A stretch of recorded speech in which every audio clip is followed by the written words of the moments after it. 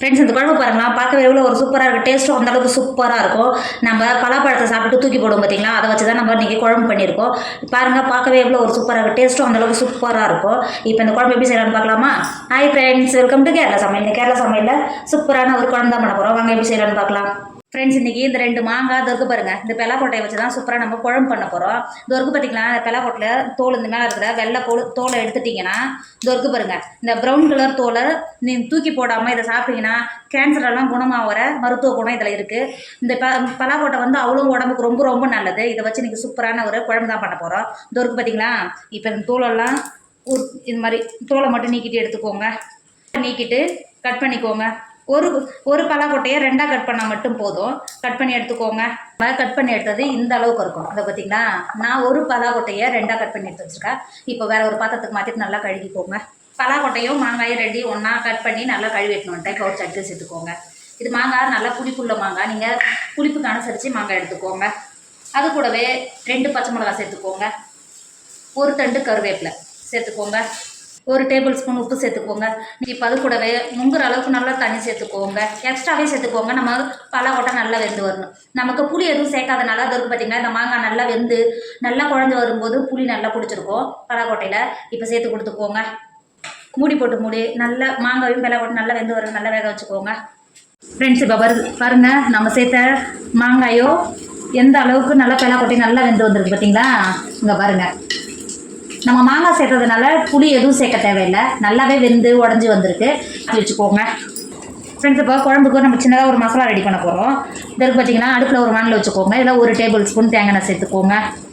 எண்ணெய் சேர்த்து எண்ணெய் நல்லா சூடாகிடுச்சு. 2 துண்டு பட்டை சேர்த்துக்கோங்க. 5-6 கிராம்பு சேர்த்துக்கோங்க. 1 டேபிள் ஸ்பூன் பெருஞ்சீரகம் சேர்த்துக்கோங்க.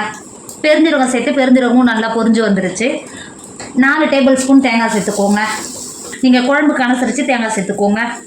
தேங்காவை நல்லா கோல்டன் கலர் வர வரைக்கும் நல்லா வறுத்து எடுத்துக்கோங்க. தேங்காவை வறுத்துக்கோங்க. ஃப்ரெண்ட்ஸ், இப்போ பாருங்கள், தேங்காய் நல்லா வறுந்து கலர் மாதிரி வந்துருக்கு பார்த்திங்களா. இப்போ இந்த ஸ்டேஜில் 1 டேபிள் ஸ்பூன் காஷ்மீர் மிளகாத்தூள் சேர்த்துக்கோங்க. 1 டேபிள் ஸ்பூன் மல்லித்தூள் சேர்த்துக்கோங்க. சேர்த்துட்டு பச்சை வடை போகிற வரைக்கும் நல்லா தேங்காவோடு சேர்த்து நல்லா வறுத்துக்கோங்க. ஃப்ரெண்ட்ஸ், இப்போ பாருங்கள், நல்லா நம்ம சேர்த்த மசாலாவோட நல்லா பச்சை வடை போயிடுச்சு.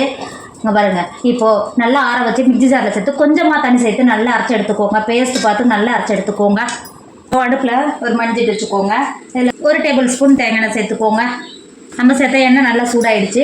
3 காஞ்சி மிளகாய் உடச்சி சேர்த்துக்கோங்க. அது கூடவே 1 டேபிள் ஸ்பூன் கடுகு சேர்த்துக்கோங்க. கடுகு நல்லா பொரிஞ்சு 1 கொத்து கருவேப்பிலை சேர்த்துக்கோங்க. கருவேப்பிலை சேர்த்து கொடுத்துட்டு 1 பெரிய சைஸ் வெங்காயத்தை நல்லா பொடியாக கட் பண்ணி வச்சுருக்கோம். அது உள்ள சேர்த்துக்கோங்க. நல்லா சாஃப்டாக வதக்கிக்கோங்க.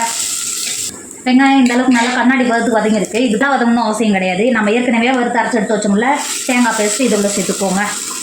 சேர்த்து கொடுத்துட்டு நல்லா கலந்து கொடுத்துக்கோங்க. நம்ம அந்த மசாலா உள்ள சேர்க்கும் போது நல்ல ஒரு வாசனை வரும். நல்லா கலந்து கொடுத்துக்கோங்க. இப்போ பாருங்கள், கலந்து கொடுத்து நல்லா எண்ணெய் பிரிஞ்சு வர ஆரம்பிச்சிருச்சுல்ல. நம்ம ஏற்கனவே நல்லா வேவிச்சு எடுத்து வச்சுருக்கோம்ல மாங்காவோ பலாக்கொட்டையோ அதை உள்ள சேர்த்துக்கோங்க. தண்ணியோடு சேர்த்து கொடுத்துக்கோங்க. சேர்த்துட்டு நல்லா கலந்து கொடுத்துக்கோங்க. நல்லா கலந்து கொடுத்துட்டு மூடி போட்டு மூடி ஒரு 2 செகண்ட் நல்லா கொதிக்க விடுங்க. ஃப்ரெண்ட்ஸ், இப்போ பாருங்கள், நம்ம குழம்பு எந்த அளவுக்கு நல்லா கொதிச்சு நல்லா கெட்டியாக எண்ணெய் பிரிஞ்சு வந்துருக்கு பார்த்திங்களா. அங்கே பாருங்கள், இது திறக்கும் போது அவ்வளோ ஒரு வாசனையாக சூப்பராக இருக்கும். நம்ம தேங்காய் வறுத்து அரைச்சதுனால நம்ம குழம்பு ரெடி ஆகிடுச்சு. இப்போ இறக்கிக்கோங்க. இங்கே பார்த்திங்களா, நீங்கள் பலாப்பழம் அரைஞ்சி சாப்பிட்டு கொட்டையை தூக்கி போடுவீங்களா, இதுக்கப்புறம் தூக்கி போடாமல் இது மாதிரி ஹெல்த்தியான குழம்பு வச்சு சாப்பிட்டு போகிறாங்க. டேஸ்ட் அந்தளவுக்கு சூப்பராக இருக்கும். வீட்டில் இருக்கிற குட்டிஸ் எல்லாம் விரும்பி சாப்பிடும். டேஸ்ட் அந்தளவுக்கு சூப்பராக இருக்கும். சாதத்தை வச்சு சாப்பிடும்போது கண்டிப்பாக நீங்களும் ட்ரை பண்ணுங்கள். என்னோட வீடியோ உங்களுக்கு பிடிச்சிருந்தா உங்கள் ஃப்ரெண்டு உங்கள் ஃபேமிலிக்கு ஷேர் பண்ணுங்கள். மறக்காமல் கேரளா சமையலை சப்ஸ்கிரைப் பண்ணிக்கோங்க. தேங்க்யூ.